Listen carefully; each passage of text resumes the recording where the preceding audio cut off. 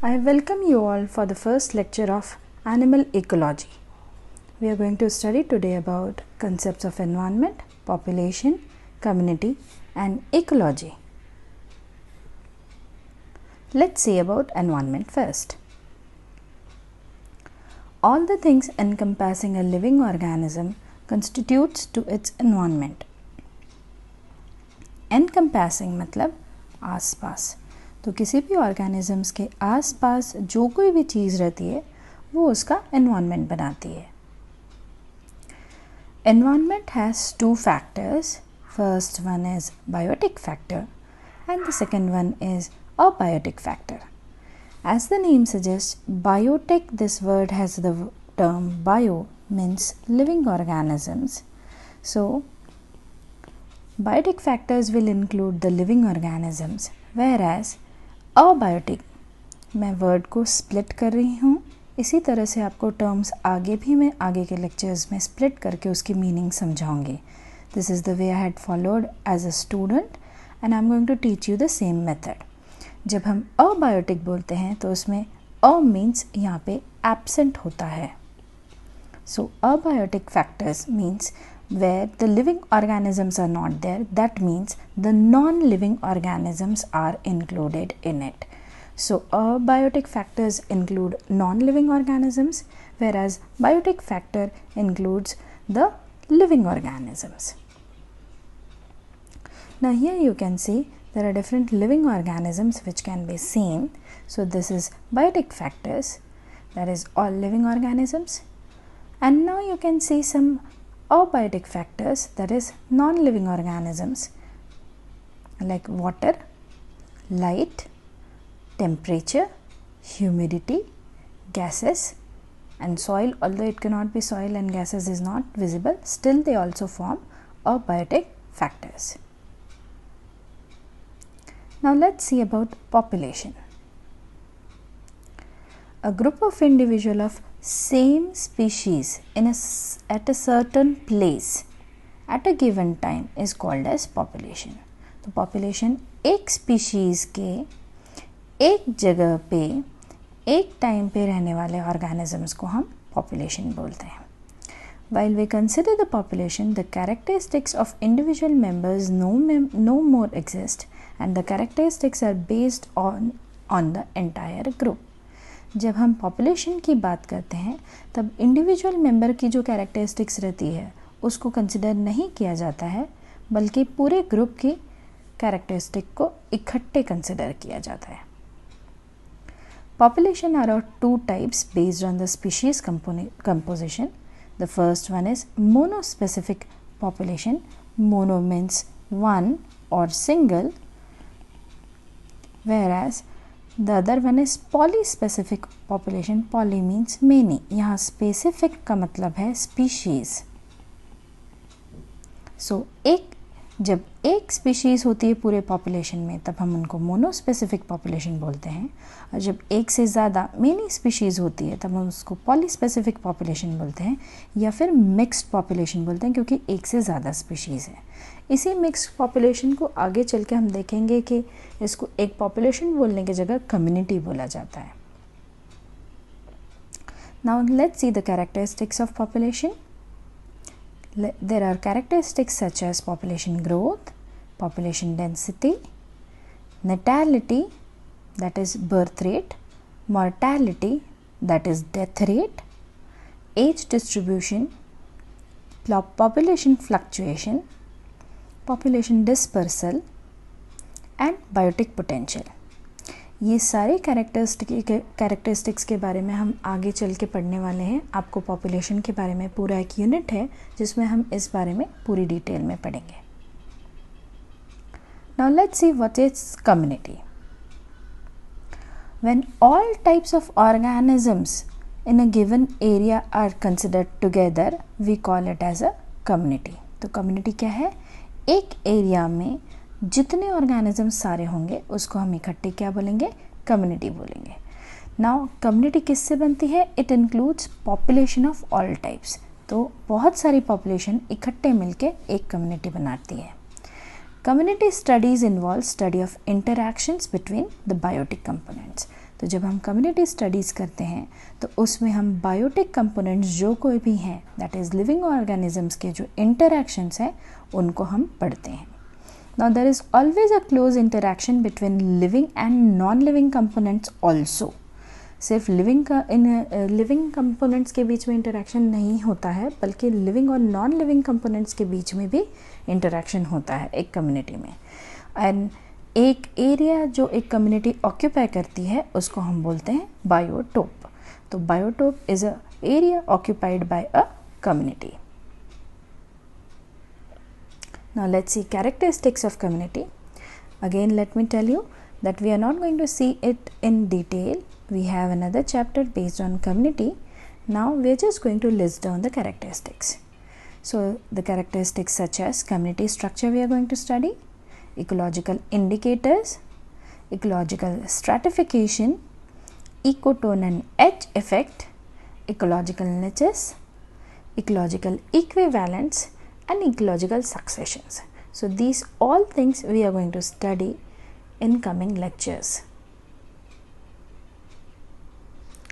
Now any community consists of three basic living elements. The three basic living elements of any community is going to be producers, that means plants, consumers, that is herbivores आएंगे इसमें, carnivores आएंगे, and decomposers, that is इसमें bacteria और बाकी जाएंगे जो उसको decomposition करेंगे. So there are three basic living elements: producers, consumers and decomposers. Now next we are going to see what is ecology. Now whenever we talk about environmental science, आप लोगों ने प्रीवियस अपने क्लासेस में या schools में environmental science EVS का paper पढ़ा होगा. उसमें बहुत सारी चीज़ें आती हैं, उसके बहुत सारे ब्रांचेस हैं. फॉर एग्जांपल एनवायरमेंटल केमिस्ट्री एक ब्रांच है, एनवायरमेंटल कंजर्वेशन है, एनवायरमेंटल बायोलॉजी है, टॉक्सिकोलॉजी है, पोल्यूशन बायोलॉजी है, एनवायरमेंटल मैनेजमेंट है, एनवायरमेंटल जियो साइंसेस है, environmental hazards and waste management है. तो अगर हम ये सारे ब्रांचेस देखें तो उसमें पर्टिकुलरली एनवायरमेंटल बायोलॉजी जो है इसी को हम बोलते हैं ecology. So ecology is nothing but environmental biology. Ernest Haeckel in 1866 had defined this term ecology as the branch of science which deals with relationships of organisms to their organic and inorganic environment. तो Ernest Hückel के हिसाब से it is the branch of science जो क्या करता है, जिसमें हम क्या पढ़ते हैं, रिलेशनशिप्स पढ़ते हैं ऑर्गेनिजम्स की. कैसे, किसके साथ की रिलेशनशिप्स? तो ऑर्गेनिज्म की उनके ऑर्गेनिक एनवायरनमेंट के साथ वाली रिलेशनशिप और इनऑर्गेनिक एनवायरनमेंट के साथ की रिलेशनशिप. सो ऑर्गेनिक एनवायरनमेंट से ही यहाँ पे हमको बोलना है बायोटिक कंपोनेंट से उनका इंटरैक्शन, और इनऑर्गेनिक से हमको बोलना है अबायोटिक कंपोनेंट्स के साथ इंटरैक्शन. सो जब हम बायोटिक और अबायोटिक कंपोनेंट्स के साथ किसी भी ऑर्गेनिज्म का इंटरैक्शन पढ़ते हैं, that is nothing but environmental biology और ecology. Now will see the branches of ecology like population ecology, ecosystem ecology, production ecology, palaeo ecology, ecological genetics, human ecology and habitat ecology. तो ये कुछ मैंने just list down किए हैं branches. There are further more branches but these are the major ones which we are going to study in this entire paper. Now why we are studying ecology? Let's see the scope of it. Now ecology is an interdisciplinary subject and various subjects which you might have opted will be related to this subject ecology, like zoology, क्योंकि आप ये तो zoology का ही एक paper बोल के पढ़ रहे हो, then botany, then chemistry, then physics. I am quite sure इन चारों में से कोई ना कोई मैक्सिमम आपने 3 सब्जेक्ट तो ऑप्ट किए ही होंगे. Microbiology, statistics, yes statistic studies भी यूज़ होती है इकोलॉजी में. मैथमेटिक्स डेरिवेशंस वगैरह करते हैं, जब हम फॉर्मूले डिराइव करते हैं मैथमेटिक्स का हेल्प लेके। टैक्सोनॉमी, आइडेंटिफिकेशन, क्लासिफिकेशन में इकोलॉजी इंपॉर्टेंट रोल प्ले करता है, क्योंकि ऑर्गेनिज्म कहाँ रह रहा है, कैसे हैबिटेट में रह रहा है, ये चीज़ें इंपॉर्टेंट होती हैं उनकी टैक्सोनॉमी स्टडी करते टाइम। टॉक्सिकोलॉजी, एनवायरनमेंट में जो भी पोल्यूटेंट्स या टॉक्सिकेंट हैं उनका इफ़ेक्ट क्या होता है, ये सारी चीज़ें हम पढ़ते हैं। एंड जेनेटिक्स, जेनेटिक्स में हम कैसे जीन फ्लो कर रहा है पॉपुलेशन में, ये पढ़ने के लिए हमको इकोलॉजी का ही सहारा लेना पड़ता है। Now we are going to take few example where a ecological backlash is seen. What is now this ecological backlash?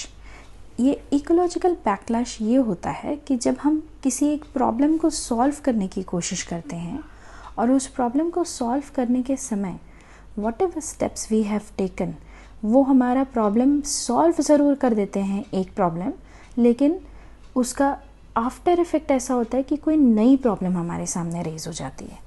तो for example, to reduce deforestation, बहुत डिफॉरेस्टेशन हो रहा था, उसको रिड्यूस करने के लिए क्या किया गया, क्या बोला गया, पेपर यूसेज को रिड्यूस कर दें हम, कि हर चीज़ पेपर की बनी रहती थी तो पेपर को यूज़ करना हम कम कर देंगे तो पेड़ कटने कम हो जाएंगे। So to reduce deforestation paper usage had to be reduced.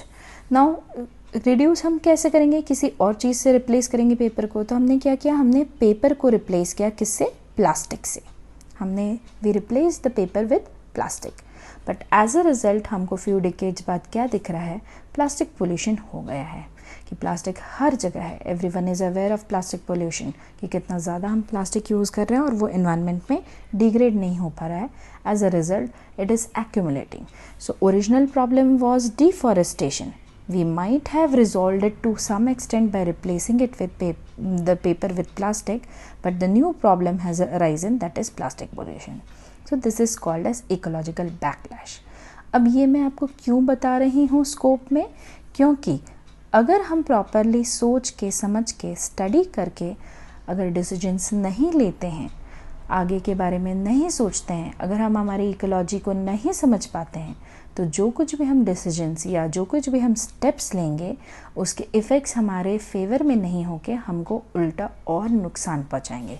आपके सामने ये बेस्ट एग्जांपल है कि हमारा मोटिव कुछ और था, हम करना कुछ और चाहते थे और हमको मिल कुछ और गया है। क्यों? क्योंकि हमने जब ये प्लास्टिक यूसेज के बारे में यूज़ कर पेपर को रिप्लेस किया प्लास्टिक से, तब हमने उसके बारे में ये सही से स्टडी की नहीं कि प्लास्टिक कितना एक्यूमुलेट होगा, वो कितना फास्ट डिग्रेड हो सकता है। अगर हमने प्रॉपरली ये स्टडी की रहती तो आज हमको ये प्रॉब्लम नहीं आई रहती। इसीलिए ecological studies is very important to understand the environment and the living organisms in and around us. Let's see one more example of ecological backlash. Again, trees cut down, that is deforestation was done purposefully. Deforestation करते थे, अब हम यहाँ पे example ले रहे हैं, क्यों करते थे? एग्रीकल्चर एरिया को इंक्रीज़ करने के लिए। जैसे जैसे पॉपुलेशन बढ़ती गई, फूड की डिमांड बढ़ती गई, वो फूड की डिमांड इतनी बढ़ती गई कि जगह नहीं सफिशेंट पड़ने लगी एग्रीकल्चर के लिए, कि जितना फूड प्रोड्यूस हो रहा है वो सफिशेंट नहीं है। तो क्या करेंगे? एग्रीकल्चर एरिया बढ़ाएंगे। एग्रीकल्चर एरिया बढ़ाने के लिए क्या किया गया? तो डिफॉरेस्टेशन किया गया, जान के डिफॉरेस्टेशन किया गया। So as a result deforestation की वजह से प्रोडक्टिविटी एग्रीकल्चर की बढ़ गई, मतलब फूड प्रोडक्शन जो है वो इंक्रीज़ हो गया, फूड प्रोडक्शन जो है वो इंक्रीज़ हो गया। पर एज अ रिजल्ट क्या हुआ? क्योंकि हमने डिफॉरेस्टेशन कर दिया है तो हैबिटेट लॉस हो गया, बायोडाइवर्सिटी जो ऑर्गेनिज्म की थी it was lost, and also constant flooding of major rivers started. If you will see the history, you will see few decades back, जब ये ऐसा नहीं था, या फिर हम एक आधे सेंचुरी पहले की बात अगर के लेंगे, जब डिफॉरेस्टेशन इतना नहीं हुआ था, फ्लडिंग होती थी, लेकिन फ्लडिंग इतनी कॉन्स्टेंटली नहीं होती थी। We are here seeing constant flooding of rivers. अभी हमको बहुत कॉमन फीचर हो गया है कि इस साल इधर फ्लडिंग हो गई तो अगले साल कहीं और फ्लडिंग हमको दिखती है। So it is a common phenomenon. क्यों?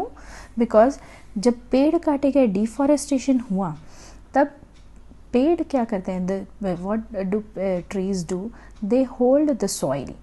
So when the trees are cut down, the soil become loose and soil erosion is very easily possible. As a result, the major rivers they start flooding.